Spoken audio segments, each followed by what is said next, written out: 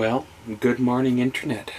Once again coming to you live from inside the trailer. Mainly because, well, I got neighbors about 5 feet away on both sides, so me sitting in my lawn chair talking to myself, they might think I have seen too much sun. So, yeah. And welcome to our vlog. So, here we go.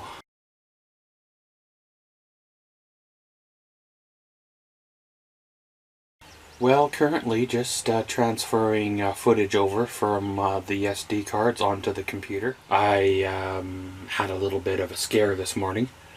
This laptop wouldn't boot up. Complete black screen and everything. No logo, no mouse, no nothing. And I thought, oh God, I've lost the first half of my journey's footage because, well, it's happened before with other computers losing footage.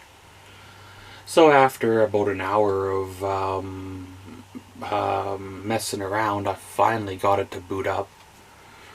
So then I transferred all the footage onto my storage drive, which I probably should have been doing from the beginning, but you know how it is, right? I have shot over 200 gigabytes of data. Of course, that is compressed down a bit, but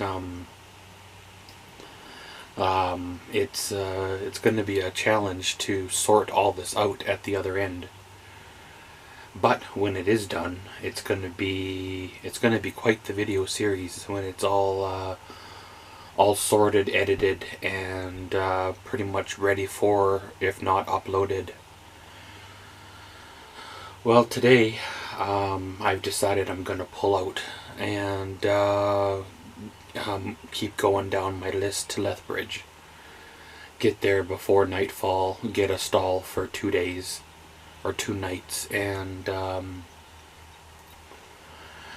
see the sights around, and then pull out and make the loop that takes me around into Medicine Hat. If everything goes good, I should be in Medicine Hat within the next 3 to 4 days for sure. I might stay 2 nights, like I said, in Lethbridge, and then there's 12 stops between here and there. And given the way my GPS has been and my luck has been for some of the attractions and towns that I wanted to see, there's bound to be 1 or 2 of those 12 stops that are non-existent anymore, and probably another 1 or 2 that the GPS just has no idea where to go and takes me on a wild goose chase in the middle of nowhere. I have ended up doing that quite a few times, where it tells me to turn left, and you turn left, and it tells you to turn left again, so then you turn left, and then it tells you to turn left again. Well, then you're right back where you come from. Or vice versa. Like yesterday, it told me to go down a gravel road, so I did. And then it told me to turn left onto another gravel road, which you could tell this gravel road wasn't quite as maintained as the other gravel road, because it was narrower, and there was like grass growing up to it a lot closer than the other one. Then it told me to turn right down another road. Well, it was just a 2-lane road, plain and simple, or 2 tire tracks, with the grass rut in the middle. Well, that probably doesn't go anywhere. So I didn't turn right, I turned left, took the other way around, and lo and behold, poof, a nice paved road to get to where I was going. So I have no idea. Maybe it was the dead zones that I ran into messing with the GPS.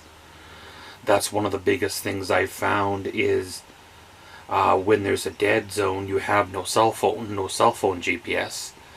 And quite often in that same dead zone, the truck GPS doesn't want to work properly as well, whether it's navigating or looking up a town. in that area. So there are towns that I have missed. There are sites that I just plain and simple could not find, whether they don't exist anymore, or maybe they were that one single house in the middle of nowhere, and they call it a town, but really it's not, because yeah.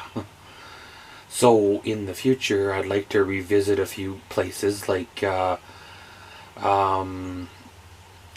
I forget which one it is up there in Banff. I didn't go there. I was having a rough day that day, and instead of going right, I went left to Canmore. Yeah. And then there was a mountain hike, and then there was a couple other hikes, and around Frank Slide there was a Turtle Mountain hike that I could have went up Turtle Mountain or close to it, and the